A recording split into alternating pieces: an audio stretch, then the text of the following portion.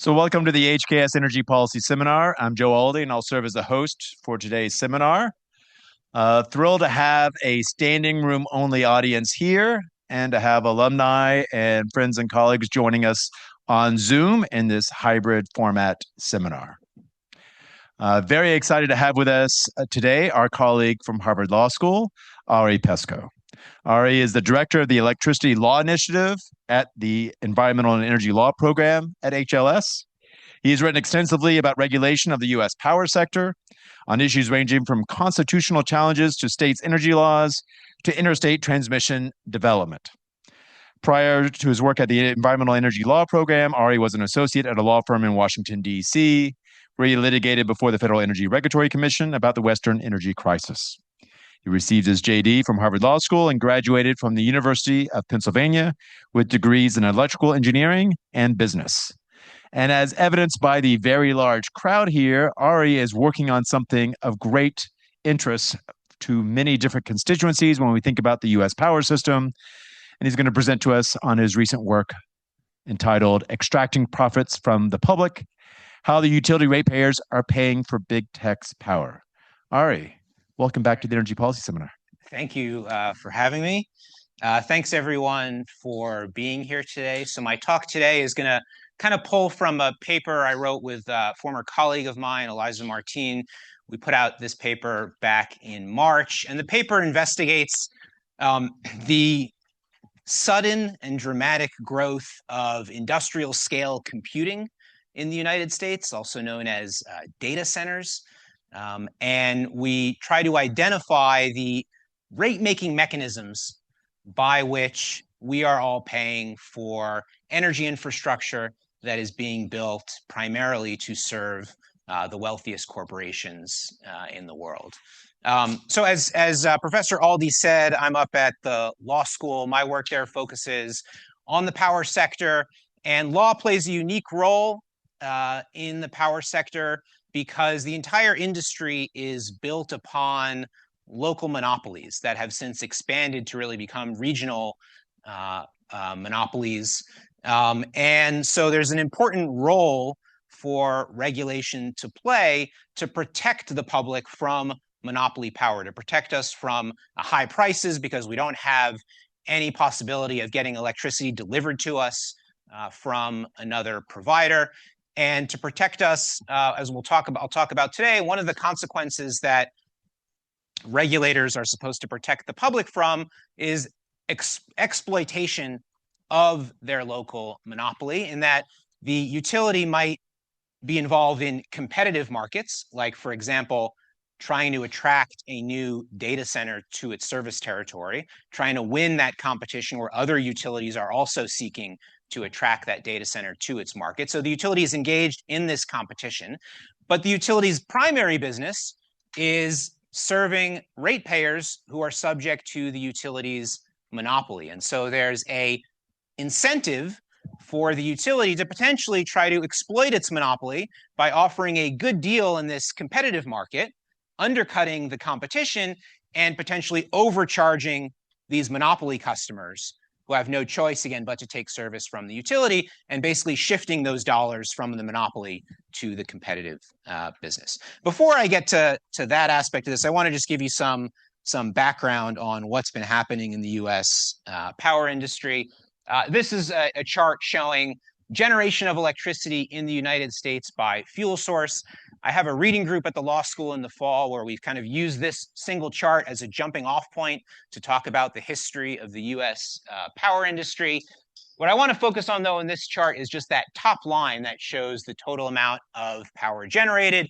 And you can see that it had, roughly speaking, leveled off over the past 15 years. It's a pretty dramatic departure from the growth that the energy industry had seen. So this is the world that we had been in until the past few years. And what that means is that competition can be fierce for generating power, because we're not in a growth market. We're rather in an intense market where new power plants can come in and try to outcompete the old power plants, compete on price, be cheaper, put the old guy out of business. And we're really competing at the margins here to try to capture this sort of stagnant market. What's happened in the past couple of years has been remarkable projections of growth and even actual growth. This is a chart that comes from a report last year, which is now ancient history, because I'm going to show you now a series of charts that are all woefully out of date because they're as old as last week. And the information about data center growth is just coming out like a fire hose. And there's also everybody from the banks to the utilities are coming out with all sorts of projections about how much electricity this one sector of the economy might use over the next 10 or so years. And these projections are all different. And so I've selected some, but they are not right. The bottom line, though, is that certainly growth is happening. And growth will continue to accelerate as more of these industrial scale computing facilities come online. Individual utilities, which are pretty much in many cases the source for these projections, are pretty bullish on exactly how much growth is going to happen over the next decade. A few bullet point examples here. Georgia Power, the investor-owned utility in the Southeast, anticipates doubling its sales in less than 10 years, right? So it's built up consumption in the state of Georgia over the past 100 years, and now it expects in the next 10, it's going to double those sales. Things are really going crazy in Texas. The Texas market, or most of Texas, is within a electricity region called ERCOT, the Electric Reliability Council of Texas. That is where most of the electricity generation and consumption in Texas happens. At its peak, on the hot summer day when everybody's blasting their air conditionings, this market peaks at something like 85 gigawatts or so. Here we have one of the utilities in Texas claiming that it's expecting nearly 200 gigawatts of growth, primarily from these data centers in the next 10 years. So really just extraordinary growth projections. I'll give you a few more charts. This is putting at it in terms of total capacity of data center expansion, showing that we're going to go from about 50 to about 120, 130 gigawatts just over the next 5 years of total capacity. To give some perspective on this, the total max peak capacity of the US power system, that is the moment of the year when the entire United States is using collectively the most amount of electricity, is something close to 800 gigawatts. So going from data centers being 50 out of that total to now potentially being 130 is a pretty significant jump in a short period of time. Another look at a sort of similar data. For those of you that very carefully analyzed the previous slide, you'll notice already there's a problem with our baseline. The previous slide had a baseline of about 40 or 50. This one has a baseline of 33 gigawatts of total computing load in the country, with a very small fraction of that, 4 gigawatts, being related to AI, artificial intelligence development. And apparently in a decade, we're going to go from 4 gigawatts of AI data centers to 123 gigawatts of AI data centers. There's no industry standard as to what an AI data center is versus other sort of cloud computing needs. So people will argue what is AI, what is not AI. But the bottom line is, again, we're seeing a lot of potential for growth. This breaks it down by geography. Virginia and Texas being the two leading states, and they are expected to continue to be leading states here. Virginia being the data center capital of the entire world. And they break it down here by 3 basic uses. One is as the hyperscale companies, that is the data centers being used directly by Google, Amazon, Meta, et cetera. And then there are leased data centers. That is, there's now this whole industry of sort of real estate development where companies are pouring massive amounts of money into finding locations that are going to be good for hooking up large power consuming facilities. And they're hoping to lease them out either to the hyperscalers or to any other sort of companies that are involved in this space. And then you separately have the crypto world, which are also using tremendous amounts of power and responsible for some of this growth as well. What's happening here? One, these facilities are getting larger. We've always had data centers as long as we've had the internet. Data centers have been part of the backbone of that system. What we've seen is tremendous growth since the introduction of ChatGPT at the end of 2022 in the size of these facilities. So that's what this graph is showing here. Data centers were sort of pretty close to the zero axis here. Now all of a sudden, we are routinely seeing announcements of hundreds of megawatts for a single facility, even gigawatt scale facilities. There's some bias inherent in this chart because it's more likely that very large facilities will have to be announced years in advance. And so that probably changes the scale here as well. But nonetheless, I can assure you anecdotally, as someone who looks at the headlines every day in this space, it is now routine to see just massive, massive facilities being announced. And meanwhile, these companies, Amazon, Google, Meta, Microsoft, Oracle, are spending and announcing plans to spend tens of billions of dollars each year on expanding their capabilities in this space. Just to give you a sense of how much energy these facilities are using, on the left, I'm told this is a picture of New Orleans. That is what Google image search reliably told me. New Orleans is a city of about 350,000 people. On the sort of gets hot in New Orleans in the month of August. On your average day, the city of New Orleans is using a peak of about 1.2 gigawatts of electricity. Meta in Northeast Louisiana is building a facility that will use 2 gigawatts of electricity. So these companies are dropping entire cities in basically very underdeveloped parts of the country, places that don't have a lot of population, a lot of industry, and just sort of creating a city for purposes of electricity consumption. Meta hopes to expand this to 5 gigawatts, right? So for New Orleans, just suddenly being propped down in Northeast Louisiana. So this growth of these facilities is now, this is where all the money is in this industry. I'm showing you the stocks of, I believe, the only 4 companies who are publicly traded that develop power plants that are not utilities. NRG, Talon, Constellation, and Vistra. This chart starts and the ChatGPT announcement at the end of 2022 and goes to today. So these companies' valuations are 4 to 8x larger than they were less than 3 years ago. Meanwhile, the focus of my talk will be on the utility industry.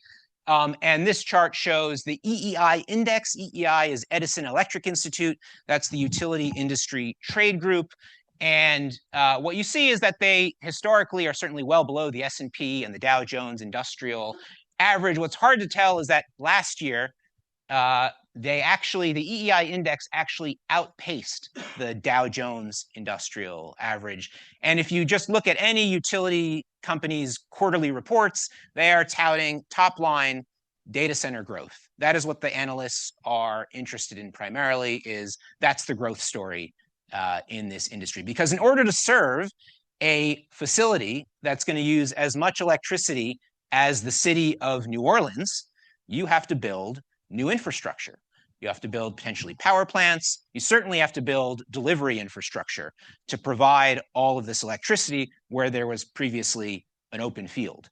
And that is primarily how utilities make their money, by investing capital and earning a return on that capital that is set by either a state regulatory body or by the Federal Energy Regulatory Commission. So for the utility industry, this is a generational opportunity, again, to attract these data centers in order to justify capital spending that is the primary source of your profit. So before I dive into kind of the mechanics of how it is that the public comes to pay for this infrastructure, I'm going to tell you just a little bit about utilities. What are utilities?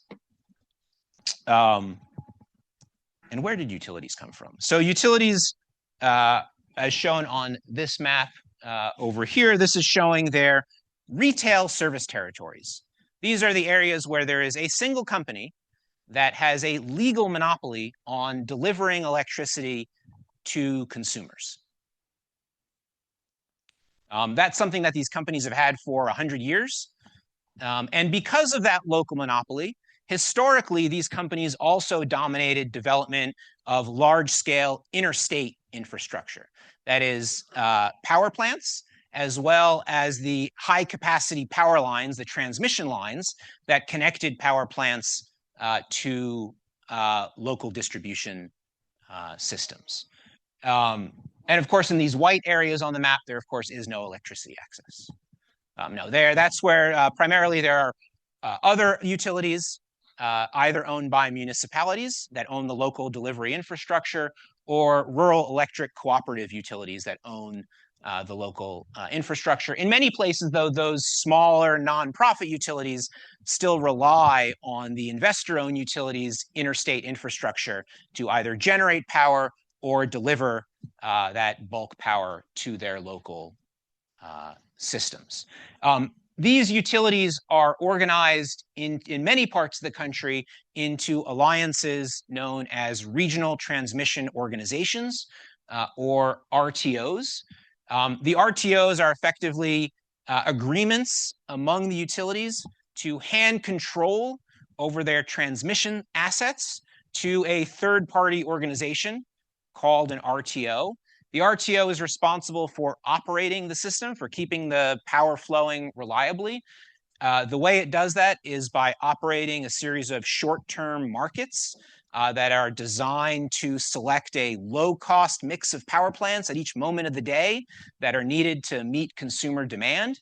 And these RTOs are also responsible for planning the expansion of the high-voltage interstate network that is owned predominantly by the utilities. In the gray regions where we don't have the RTOs, the system is sort of controlled by the utilities. And so this system is subject to sort of dual federal state regulation. These monopolies and their local delivery, that's regulated by the state. So the states decide on how much, they decide on the retail prices paid for by consumers. So the price you pay for electricity, if you open up your power bill, which is something that I think we do an average of sort of like 3 minutes a year, actually looking at our electricity bill. But there will be here in Massachusetts, there are several charges on your bill. One of the charges is for local delivery. So that is set by the state, and that basically pays the utility for all of its costs of local delivery, the sort of poles and wires that you see up and down the street.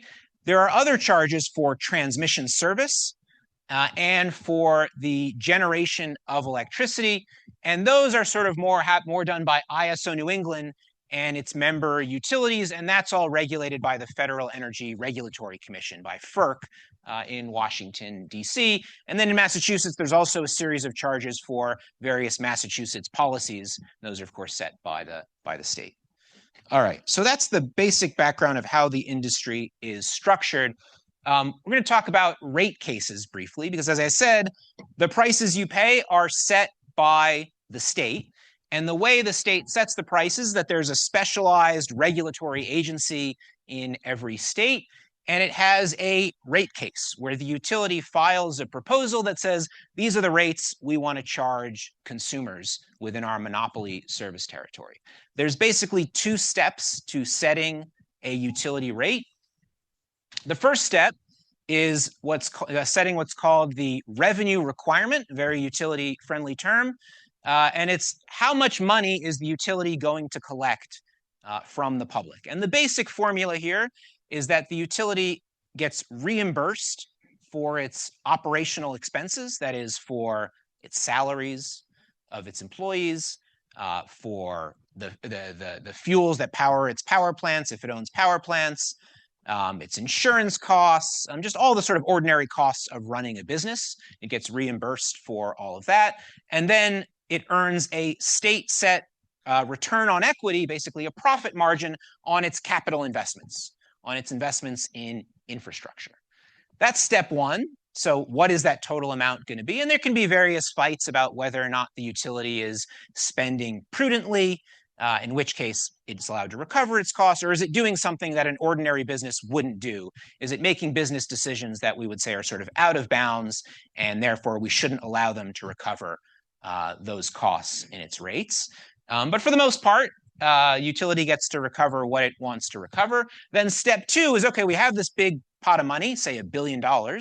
How do we then allocate that to everybody that's getting electricity service? How do we share those costs among all users of the system? And the historical practice here, what continues to be done, is we divide different types of consumers into classes. You have your industrial class, your commercial class, your residential class. And the basic idea is that the utility incurs different costs to serve different types of consumers. Different types of consumers have different energy needs, different consumption patterns, and the utility charges each group a different rate, and that rate is supposed to, roughly speaking, correlate with the expenses the utility incurs to serve that type of customer. So the utility has different types of infrastructure needed to connect to industrial factories as compared to single-family homes in the residential ratepayer class. There are different consumption patterns between a factory and a home, and the rates are supposed to reflect those differences. The basic principle here is called cost causation, that again, rates should reflect to some degree the cost the utility actually incurs to provide service to that type of consumer. But this is this process of allocating these costs can be somewhat of a food fight at the regulatory commission, because the utility comes in with its proposal, and then we have a public process. And so the industrial consumers can come in with their counter proposal. States typically have a state office that advocates for residential ratepayers. They come in with their own proposal. And so everybody is coming into this proceeding out of their own self-interest, trying to reduce the rates that their interest group pays. And ultimately, it's up to the regulator to look at the evidence and try to come to the best decision that they can. But the important point to stress here is that this cost allocation process, this is not a physics problem that has at the end a single right answer the way the universe is. There's judgment calls involved here, and there's also policy decisions as well. For example, if you give industrial users a slightly lower rate, that might attract more industrial activity in your state, and maybe that's a policy choice that the state wants to make, and that may be very well allowed under utility law in that state. So again, this is a contentious process and a subjective process as well. I mentioned before that one thing regulators have to be careful about is exploitation of the monopoly through this rate setting process. And that can happen at either of the two rate setting phases that I mentioned. I'll give you an example of each. Utilities have their local monopolies, but they have other business investments as well. And so many utility companies have their monopolies, and they have an affiliated company that owns or develops power plants. That power plant company is supposed to have to compete in the market to earn revenue, but there may be a temptation for the utility to sign a really bad deal with its affiliated company. That would be very profitable for the utility company shareholders that are sitting on top of both of those companies. And if it can convince regulators to allow ratepayers to have, or force ratepayers to shoulder the costs of that above market contract, then basically the losers here are going to be consumers who have to pay for this above market power plant contract, this uncompetitive power plant contract, but ultimately the profits will funnel up to the utility. So this sort of affiliate abuse is something that regulators have to watch out for and do watch out for. This sort of exploitation can also happen in the rate design phase, and here's where we get to data centers. Because, as I mentioned before, these data centers are a tremendous profit opportunity for utilities, because they can justify building a lot of infrastructure to serve these massive energy consuming facilities. And utilities are, in a sense, competing with each other to attract these data centers. And one way you attract new customers, by offering them a lower price. And so regulators have to be careful to make sure that utilities are not overcharging residential, commercial, other ratepayers, and basically using that money to fund their discounts for data centers. All right, so let me finally get to the topic of my talk. How are we all paying for big tech's power? So the utility business model is to socialize the cost of expansion. Utility needs to build a new power plant, needs to build a new high capacity power line. It socializes the costs of that infrastructure. And as I said, there are various cost allocation formula for how you spread the costs to all users. You might do it, for instance, based on a pro rata share of how much energy each type of user is consuming. So if industrial consumers use half of the energy that the utility sells, maybe industrial consumers then pay for half of the cost of the new infrastructure. There are other ways to do it based on each class's contribution to the utility's peak consumption. Again, our power demand is always changing, typically peaks in the summer, and a lot of infrastructure is built in order to make sure the system works to deliver that peak amount of energy. And so another way to allocate costs is to key it to each class's contribution to that peak. Bottom line is that we have this new customer coming in, which can be so large, right? Not a typical, we're just not adding a new big box store or a new house. The amount of infrastructure here may be enormous to serve this one customer.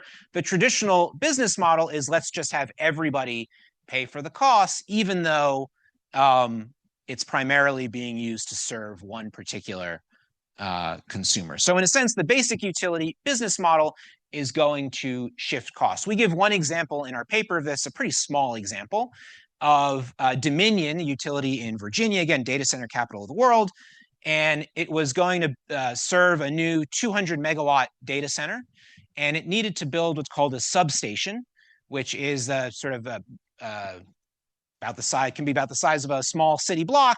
And it connects the high voltage power, interstate power system to the local delivery system. They were going to build it. It was going to cost about $22 million. The reason they were building it was because of this new data center. But rather than charging that $22 million to the data center, they decided they were just going to include it in their transmission rates that are socialized across the service territory, with about half going to residential ratepayers. Their justification for doing that was that, well, maybe there would also be future growth in the region that wasn't just going to be for the data center. So that was their reason for doing that. But the bottom line is then that $22 million, again, only exists but for that data center, then is being socialized across the service territory. One thing we found time and again in our research, which again, we put this paper out in early 25, which means a lot of the research we did was in late 24, which means some of the documents we were looking at were from as old as 2023, which again, in this space is like 30 years ago. And one of the things we found over and over again was that there were secret contracts between the data center and the utility. In other words, the data center was not paying a rate that was set as part of a public process, as part of a rate case, where all parties are coming to the table and providing regulators with their perspective on what the rate should be. There was a negotiation between the parties. And in some, obviously, we could only find examples where the utility then had to actually get the regulator's approval for this contract. But that contract was filed under seal. The only way you could access the contract was if you had actually participated in the proceeding to review the contract. And this is problematic for a couple of reasons.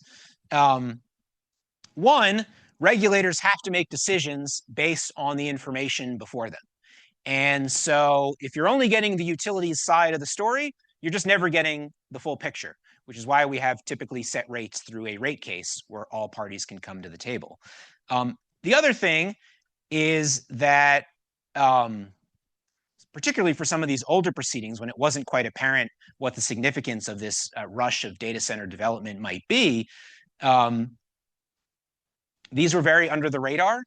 And so regulators themselves may have been approving deals that they just didn't realize were part of this larger cascade of deals developing that over a short period of time could have pretty significant cost impacts. And then I think there's a political element to this as well.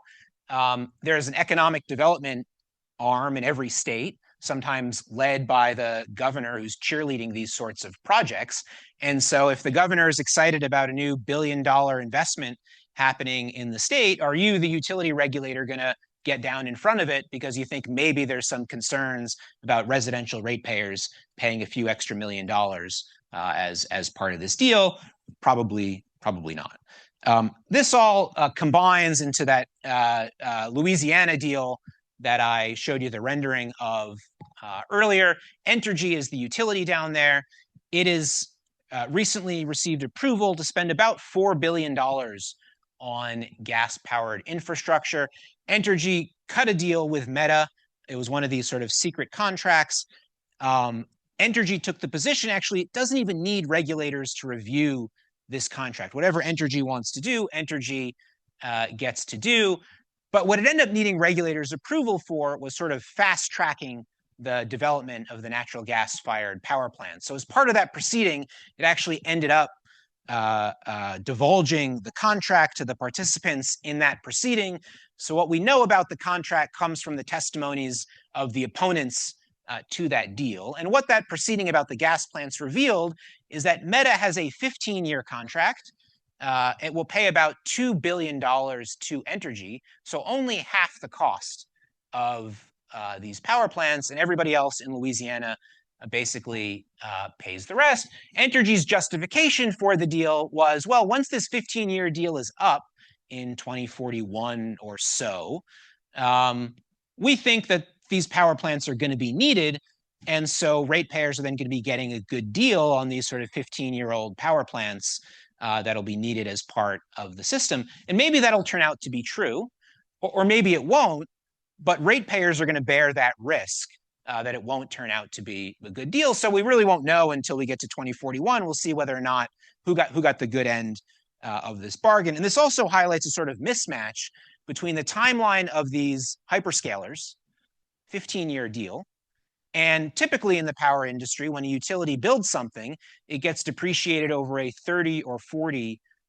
year timeline. So right now, utilities are in the midst of building tens of billions of dollars of infrastructure for customers that have a much shorter time horizon than the utility is typically planning for. Another way that we end up paying for this is in the regional transmission development processes. This is a map of the PJM region broken down by utility service territory. When PJM, again, it's a separate organization from the utilities. One of its main roles is planning transmission expansion. Over the past 10 years or so, it's primarily planned transmission lines that address sort of short-term reliability needs. In other words, there's a reliability standards that FERC oversees that look at things in sort of overloaded circuits, thermal overloads, things like that. Very technical engineering stuff, very important to address. Obviously, it's critical for keeping the system working. And so that results in some sort of minor technical fixes here and there from PJM, but it does have a mandate to go bigger than that and look for projects that will make the system more efficient, to deliver cheaper power more effectively, and also to expand the capacity of the system. And so in the past couple of years, what that has meant is billions of dollars investment driven, at least in part, by data centers. Not the only driver, but certainly one of the main drivers in PJM, they've said, has been data center demand. So we looked at a couple of years ago, there was a $5 billion transmission plan, and PJM does these plans every year. There is a formula at PJM for how that $5 billion is shared across the region by these utilities. The basic formula is that 50% of the project cost is split based on the utility's load share ratio, right? That is each utility's share of total energy consumption on an annual basis. That's how they spread 50% of the cost. The other 50% is based on a computer simulation of the power system that is supposed to allocate the sort of efficiency gains from the new power line. And the basic idea is that if you're benefiting from that line because you're having more efficient power delivery, you should then pay your share of that project. That's how they allocate the cost. Again, 50% load share, 50% computer simulation. And again, that sort of formula, this formula didn't come from Sinai. There's nothing sort of divine about this 50-50 share. It's a compromise among the various parties, really the utilities in the region, that this is how they're going to do it. There was a lot of litigation, and ultimately everybody decided this met the legal standard for sharing transmission costs. But this is a subjective approach to this. Anyway, the way it works out is that pursuant to FERC's regulation, that's how they spread the cost among these utilities. But then the utilities go to their state regulators and say, this is how we want to share the costs between commercial, industrial, residential, et cetera. So we have these two different cost allocation processes, one overseen by FERC, one overseen by the states. And the bottom line is that in Maryland, which is not seeing any data center growth, the utilities there are paying $550 million out of this $5 billion, so about 10%. And residential ratepayers in Maryland get stuck with close to 2/3 of those costs. In Virginia, where again, locus of data center development, Dominion gets $2.5 billion of this total, and Dominion residential customers pay about half of that. There's also something called local transmission development, and that is a process whereby each of the member utilities has their own process for deciding how they're going to expand the low voltage, generally low voltage system that is typically located within its monopoly service territory. And all those costs, they're not shared across the region, but they're just paid for by that utility's ratepayers. So there's a recent analysis by the Union of Concerned Scientists that looked at the 2024 plans of these utilities and found that across 7 states, there was more than $4 billion of projects that were going to, sort of the but-for cause of them was data centers. And the way these projects are paid for is that they are socialized. And now, assuming the data centers actually show up, the data center will certainly pay a share of the costs of these projects, but there was no rate structure that assigned to the data center the full cost of the transmission lines that were being built to serve them.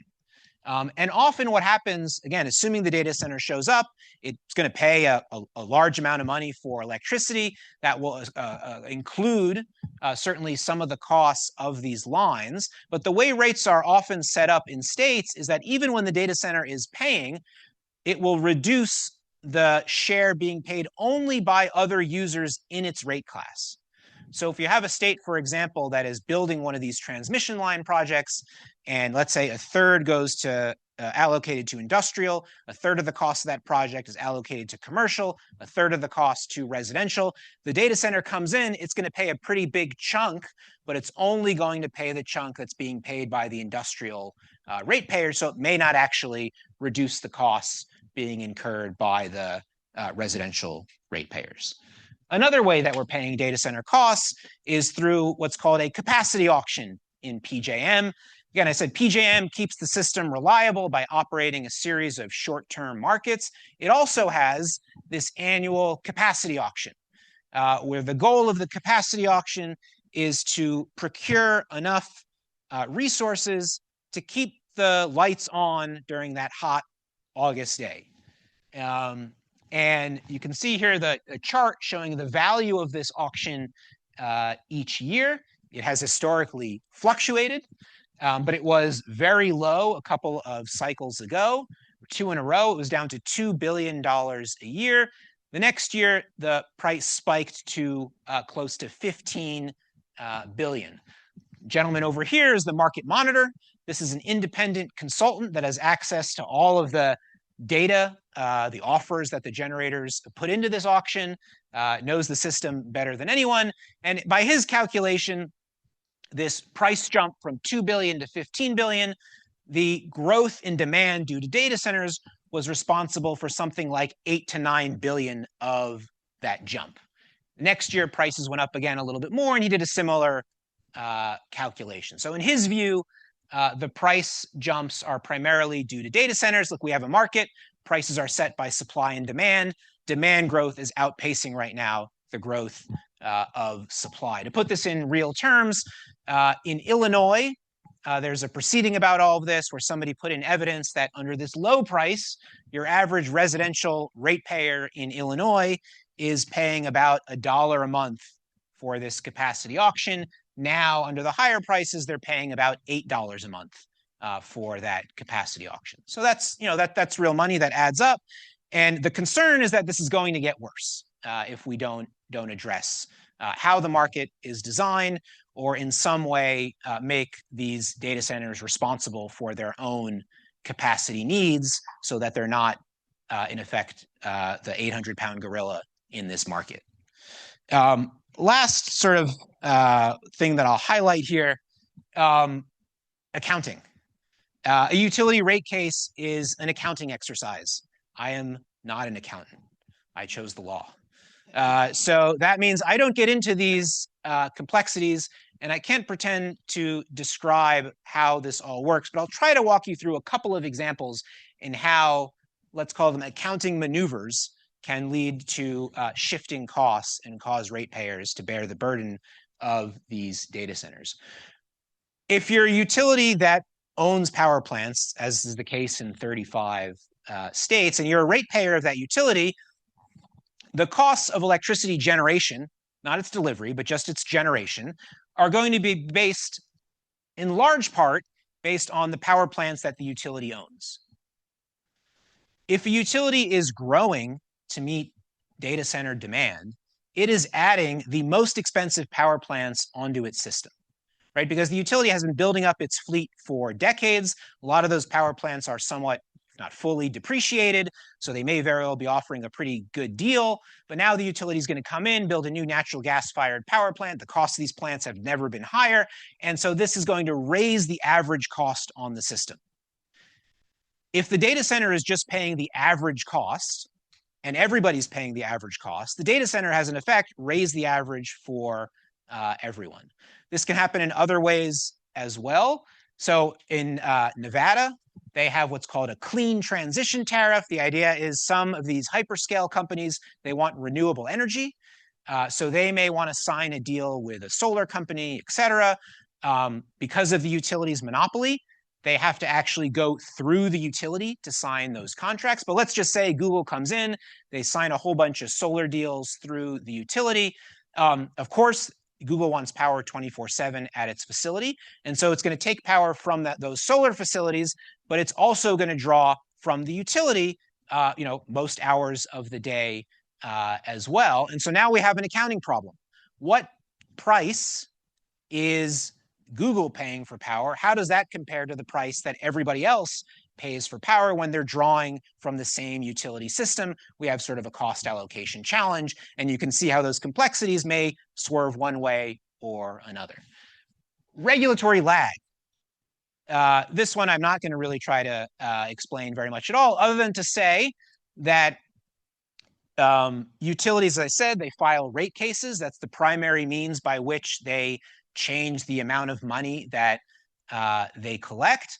Their rates are based on their costs, which in turn then, because rates are based on costs, impacts how much revenue they collect. The timing of all this matters. And so there is going to be some period of time between rate cases where the amount of money they collect is in fact going to be different than what was set in the rate case for any number of reasons. And they can do this strategically.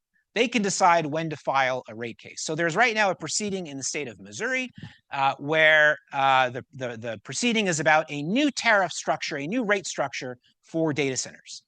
And the public advocate, who is there, again, on the interests, arguing for the interests of residential ratepayers, is arguing in that proceeding that the way that the utility is proposing to record its expenses and account for its revenues due to data centers will have the effect of forcing $20 million of costs onto consumers for every 100 megawatts of new data centers. And that's a per year number, and there can be a maximum of 4 years between each rate cases. You do the math on all this, and it is possible, again, assuming the ratepayer advocate is right, that rates could go up almost $1 billion for every gigawatt of data centers that join the system for a 4-year period. So again, a lot happens in these accounting exercises. And you need people like the ratepayer advocates who can dive into the details and try to spot these things, then you need regulators to then act on that information. All right, so let me wrap up here with a few takeaways. Go the other direction. So what are the consequences of this data center growth? Primary concern here is that our rates are going to go up. Second concern, utilities historically have been very important political players in their states. And of course, they have a very strong business interest, right? Their revenue is literally set by the state. Regulation matters to them in so many different ways. So they have a strong incentive to get involved in legislative and regulatory arenas and electoral battles, et cetera. What happens if now the wealthiest, if they team up in a sense with the wealthiest corporations in the world? Historically, large energy users have sort of opposed utilities in rate cases and other proceedings because the large energy users want lower costs. And so they have an incentive to oppose rate increases. We could see that dynamic happen here, or maybe not. Maybe these companies are so reliant on the utilities, are getting special deals from the utilities, that we see them amplify utility political power. That's just speculation. The thing that I'm more concerned about actually that is happening right now is that this data center growth is now the #1 regulatory issue. This is a heavily regulated industry for very good reason because of the monopoly power of the utilities. Utilities themselves have limited capacity to take on new initiatives. Regulators have even less institutional capacity to take on new initiatives. In theory, this entire system is supposed to be working for us to make our power more reliable, more affordable, and cleaner as well. And right now, there is a pretty significant chunk of resources in this space that is going to serve the interests of one particular economic sector. And it's not clear that any of that is making our power more affordable, more reliable, or cleaner. In fact, it all could be having the exact opposite effect. What are some solutions? One is this sort of data center tariff that is setting separate terms and conditions that only apply to data centers, recognizing that these have unique consumption patterns and a unique growth trajectory right now that needs to be addressed and addressed quickly. I'll get to sort of one of the ramifications of that in a second. One, let utilities go off grid. It's not clear they want to do this, but that's the easiest way to protect consumers. If a data center builds its facility and has a contract with a private infrastructure developer to power that facility, there is no way to shift those costs onto everybody else. It's the utility that has this unique business model, this unique monopoly, whereby it is able to potentially socialize costs and shift costs onto others. But if the data center is powered through a private deal, we're protected. Again, not clear the data centers want to do this, but in many states, state law blocks these deals from happening because the utility monopoly would prevent this sort of competition. So we are seeing a couple of states allow these sorts of deals. And then there's this flexibility idea. We build our power systems to meet peak demand. What if a data center were only operating and drawing power from the grid when there's enough existing capacity to allow it to draw power from the system, right? For much of the year, there's plenty of spare capacity on the system. You probably have to do some local upgrades so you can deliver this massive amount of electricity to that one specific location. But there may very well be enough capacity to generate the energy that the data center wants. There may be enough sort of interstate high voltage capacity to deliver that energy. And so you could potentially save a lot of infrastructure costs if the data center only draws power for most, but not all of the year.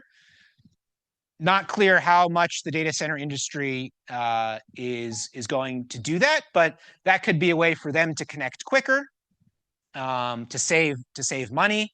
It may end up being that they sort of have a hybrid model where they power their facilities themselves for some of the year, draw power from the grid for other parts of the year. This is sort of an emerging area and something that the Department of Energy just ordered FERC, the federal regulator, to look into. Last word about these data center tariffs, and then I'll stop talking. this is an example of what one of these laws looks like. Maryland passed this law, HB 1035, earlier this year, and it directs the utilities to file tariffs, again, a set of standard rates, terms, and conditions that will apply to all data centers. And it's going to require that these tariffs protect residential retail customers from financial risks. Okay, so what's the risk here? The risk is that the utility builds all this infrastructure and then the bubble bursts, or for whatever reason, that data center never becomes operational. And so there's nobody in the data center world that's going to pay a nickel of this billions of dollars of infrastructure. And so the utility goes to the state regulators and say, look, we want to recover the costs from everyone. That's the biggest risk, the sort of stranded asset, stranded cost risk. Now, there's been a lot of progress over the past year to mitigate that risk by requiring the data centers to sign long-term deals with the utility, anywhere from 8 to 20 years, that basically say we are, even if we never turn on, we're going to have this firm contract with you that we are going to pay something to you over the next decade or so. Now, how do you calculate that something is still a very important question, but this is going to add up to a significant financial commitment, and that goes a long way to not eliminating, but certainly reducing the risk that ratepayers are left with this big stranded cost. But the upshot of that is that it actually raises costs for consumers, because what's happening now in Ohio, which is kind of where this sort of style of risk mitigation started, is that the utility AEP had, it said, a pipeline of 30 gigawatts of data centers, far exceeding all energy consumption in its service territory. And it said to protect ratepayers, what it needed to do was put in place these sorts of contracts before it was going to build anything. After a long process, the state regulators in Ohio finally approved this sort of contractual structure. And all of a sudden, poof, its 30 gigawatt pipeline is now closer to 13 gigawatts or something like that. So there was clearly a lot of speculation that was happening, but now it has this firm 13 gigawatts of commitment, roughly speaking. And so what it's going to do, it's going to go to PJM, the regional transmission planner. It's going to go to its state regulators, and it's going to say, we need to start building billions of dollars of transmission. And because of the way transmission costs are shared, as I showed earlier, what ends up happening is that we all pay for that transmission. It'll be focused in Ohio, but it'll be spread throughout the region. So we're mitigating the risks of stranded costs, but in the process, we're going to be increasing costs for everyone. So I will stop there and look forward to questions. Thank you, Art. So I suspect there's a few questions out here. I suspect Professor Hogan may have a question or two in a moment. But let me start off with the challenge we face in this world is that we've got this mix of both federal and state policy. You talked about how some states are trying to manage this, but I can imagine that there's a coordination problem there as well. You made one reference to DOE, but in large part, a lot of this is states interacting with their ISOs. If you were to say, like, here's a way to think about federal policy, let's suppose there's a window of action in the future on federal policy, what would you suggest should be considered for that to help better address this problem? Yeah, I mean, I think the federal challenge right now is this cost allocation problem, and you have it at the local level, as I described, where there typically, or I don't know that there isn't any state or for any utility, a mechanism for direct assignment of these billions of dollars of local upgrades that are due to data centers. The way that we allocate regional transmission costs doesn't have a mechanism for allocating anything to data centers. But cost allocation is always contentious, whether it's in a state rate case or whether it's through a federal regional cost allocation process. So FERC doesn't want to touch it because right now FERC's trying to work on a lot of other issues. Again, as I said, regulators have limited capacity to take on these sorts of challenges. During the previous administration, FERC had taken on many different areas of transmission policy, and it's still trying to sort through all of those issues. And so to then just open this up, is probably something that it doesn't want to do. In many regions, it's the utilities that control how these costs are spread. They don't have a lot of incentive to necessarily revisit this right now. So it'd be great if Congress did something, but that's never likely. And then once you do go there, you might not get the answer that you were hoping to get when you started that process. So, in general, cost allocation is the short answer. Let me turn to the audience for questions. So this is terrific. Thank you, Ari. One additional, what I actually expected to hear about, but maybe you can correct me, that I thought a lot of these proposals were to do things like, I'm going to build my data center next door to 3 Mile Island, and I'm going to take my power from this refurbished nuclear power plant, and I'm not going to buy anything from the grid, so I shouldn't have to pay the historical cost associated with the grid. So this is gross versus net, peak, all those kinds of things, which are a similar kind of way of shifting costs onto other people or avoid cost of paying there. And you didn't mention that in your list here. And I wonder what you thought of. Yeah, I would have loved to have a few more hours. Would have gone to do a lot of different stuff. But no, so this is sort of co-location. Is this business model that some of these companies are adopting, and it's happening primarily with existing nuclear plants, some of which had been financially struggling and had gone offline, like 3 Mile Island. And so, one sense, this is a good news story where we're taking this asset that had gone offline because it wasn't competitive in the market. And we have a company like Microsoft coming in to say, we're actually going to spend $1 billion and put this plant back online. And that's, I suppose, good because it's a private contract between the owner of 3 Mile Island and Microsoft. And so from that perspective, there's no way to spread the cost to anyone. So where that can then be problematic for the public is where you take a plant that had been selling into the market, and now it cuts just a private deal with one of these hyperscale companies. And now, again, we're going to take supply out of the market. So I suppose that could push up prices. The other issue that this raises is whether or not this new customer has to pay anything for transmission service whatsoever. They don't want to pay for transmission service, obviously. Are they even using the transmission system if they're literally right next to the nuclear power plant and you're basically running an extension cord? There's an argument right now at FERC about what's actually physically happening here. If they're not paying for transmission costs, I assume ratepayers are no worse off than before the data center existed. We're certainly not benefiting from the data center, but it wasn't paying anything before. It's not paying anything now. So it seems like the big implication of these co-location deals is sort of basically effectively removing supply from the market as a potential negative impact on everyone. Open to other ideas on what else might be happening here. If the nuclear power plant is 100% reliable and it always matched the data center, maybe they are not having an effect, but that's never true. Yeah. So. Yeah. So this is all very terrible. Thank you. I'm wondering if it's actually worse. So when the buyers go either bankrupt or renege on their contracts, will the stranded cost then fall on the utility shareholders or the ratepayers? Like they're saying they're going to pay for half, but right. The bubble bursts, all of this vanishes, and now they've got all of this. Right. So it's good news for lawyers, I guess. No, it's look, to some extent, these issues are dealt with through these contracts that are supposed to have sort of a corporate backing, collateral requirements, all the sort of things that should insulate some of these consequences. But you're right. You're absolutely right that some of these deals are going to go bad. It seems like almost inevitable. Whether or not we're in a bubble is the thing that everybody's writing about these days. That data center is now basically our entire GDP growth is due to data centers, as Jason Furman recently calculated.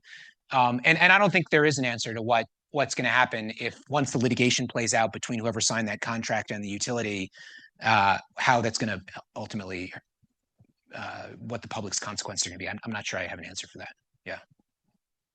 Hi. Thank you so much for the talk. I guess my question is, have you heard any arguments in your research or as you've been speaking to people about how this like how every new technology sort of requires this kind of like leeway from the government side, from the like regulator side, from all of us to, like costs for EVs, building any kind of like new public infrastructure, et cetera, like upfront, the costs are somewhat socialized. And I'm wondering if you've heard any arguments to that effect, or if this is just like a completely new beast and like we've never seen anything like this. So I guess, yeah, I mean, look, there are a lot of technologies in the power industry that get subsidies. Certainly renewable technologies have gotten a share of subsidies over the years.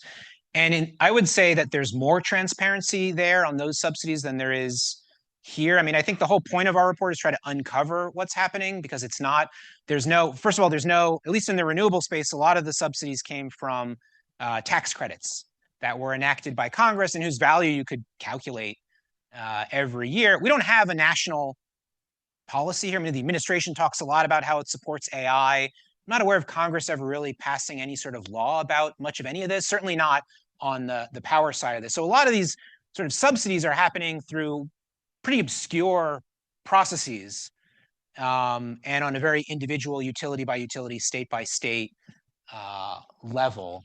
And I guess, I don't know, this has somewhat of a different feel to it, just in the fact, so forgetting about, setting aside what you think about AI, that these literally are the wealthiest corporations we've ever had that are on sort of the receiving end. I'm not sure how much they all want to be on the receiving end of this. Like, I don't know that I blame them as much as I blame the utilities, because the utilities ought to be the ones who are sort of the repeat players here at the state commissions. They know how these rates work. They know what they're doing.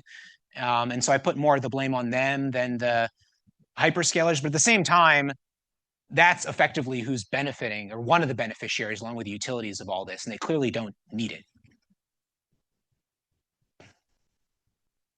Hi, thank you for the great talk. I kind of have a related question about these utilities striving to meet their clean energy goals. What is your take on that? Like how they do that now in a post-IRA world, especially if they have to build this new clean energy infrastructure and that CapEx is going to flow down to the ratepayers. Like, what do you think they can do to meet those 2050 energy goals? Yeah, so about roughly half of states have sort of mandated certain clean energy goals be achieved through statute. For those states that are experiencing this sort of growth, what it ultimately means is a lot more clean energy is going to need to get built. So suddenly your targets now seem a lot more ambitious because the overall volume of energy is much greater. I don't know that anybody has really worked through that angle of all of this. I think, as I said, to a certain extent, a lot of the energy in the regulatory space is being sucked out of the room by these data centers. I think certainly for those utilities that had only voluntary commitments, I think those are largely now being ignored. And for the hyperscalers that also had their own voluntary commitments, I think there's some differences among the companies in how seriously they're now taking their own commitments. Thanks so much for the presentation, and I agree that it's very illuminating. I would also say what you've currently described doesn't seem like it's best practice yet, but what would this look like if it really went well? What would ratepayers, utilities, RTOs, big tech have to do or do differently? So I think, yeah, a couple of things. So one, you can certainly, these data center tariffs are a big improvement from the secret contracts.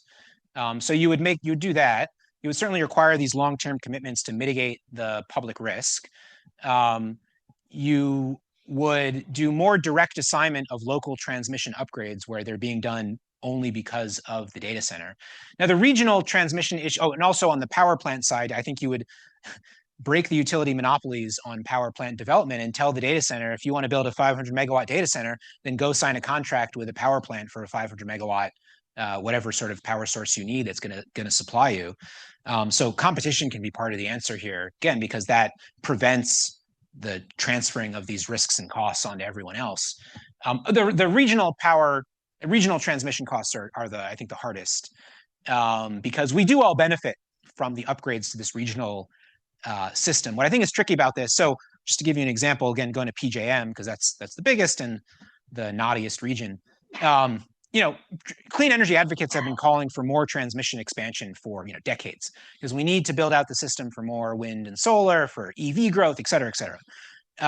And so now we're finally getting this massive investment in the interstate high capacity system, but it's being done to move gigawatts of energy into Columbus, Ohio, right, which is where AEP is, which is where it has all this data center growth. I don't know what the overlap is between sort of the ideal transmission system that sort of meets the public needs and the one that we're actually building right now in order to deliver energy into Columbus, Ohio. If there is an overlap, then we ought to think about how to pay for it, but in a way that actually puts the data centers, gives them a larger responsibility. And I don't know what the formula is, but again, as I mentioned before, the formula right now is just kind of arbitrary. It's just this 50-50 formula. That's just what people could agree to. So we just need to look at that formula again, but I certainly don't have the ideal number for how to kind of share the cost of this. Thank you so much for sharing your research with us. I'm really curious if there are states that you think are particularly vulnerable or you're particularly concerned about right now. I don't know if these are states that have a high proportion of investor-owned utilities, or they don't have renewables, or they have 100% sales tax exemptions for data centers. And kind of the second prong to this question would be what do you think these states should be doing to protect their residents? Yeah, that's a good question. I don't know that I have particular states in mind. I think there are states that look at utility regulation more as a partnership with the utility to further economic development, and other states that look at it more like we are regulating a monopoly to protect the public. And I think this could go wrong in either kind of state. I mean, it certainly helps, I think, to have the monopoly perspective here and be skeptical of what the utility is doing. And scrutinize what it's doing. But a lot of this just depends on the people sitting in those seats at these regulatory bodies and at these consumer advocates, and just the decisions that they're making. So I can't sort of isolate a particular jurisdiction, I don't think.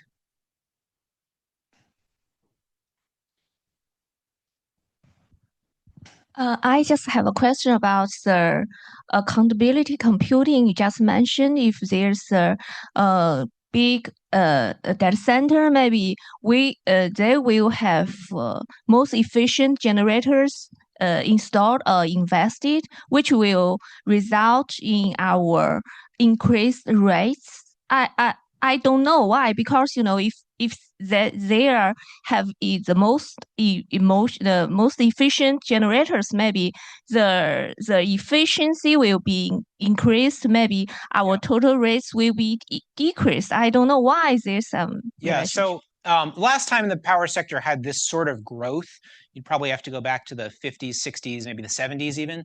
But for some of that time period, certainly the 50s and maybe the 60s as well, the power industry was a decreasing cost industry. And so the utilities incentivized growth. And the idea was that was actually good for everyone, because the more growth there was in the system, the more the utility would have to build the next power plant to meet that growth. And the next power plant you were building was going to be more efficient than the ones that were already on the system. And so growth reduced the costs for everyone. But since the 1970s or so, that generally hasn't been the case. And certainly not now. The component costs are way up. And the development costs for a new natural gas-fired power plant the projections have gone way up over the past couple of years. So I don't think that's actually the case anymore. I think as we add more load, we're generally adding often expensive sources of power, particularly for natural gas, which is the dominant source of energy, I think, to supply these facilities. So before we wrap up, let me note that we'll meet again next Monday at noon for a seminar with Sam Loney, a research fellow here at the Environment and Natural Resources Program at the Belfer Center.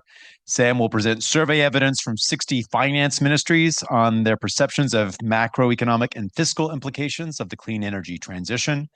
I'm pleased that my colleague Henry Lee will host that seminar, because unfortunately I won't be able to join next Monday. Let me close by thanking Ricardo and Liz, who unfortunately isn't feeling well today, for all the work you guys did this semester, making everything go so smoothly. I really appreciate it. Would also like to express our appreciation for the support from the Belfer Center and the Salata Institute for the seminar series. Finally, please join me in thanking Ari Pesco for a truly fantastic seminar today. Thank you so much, Ari.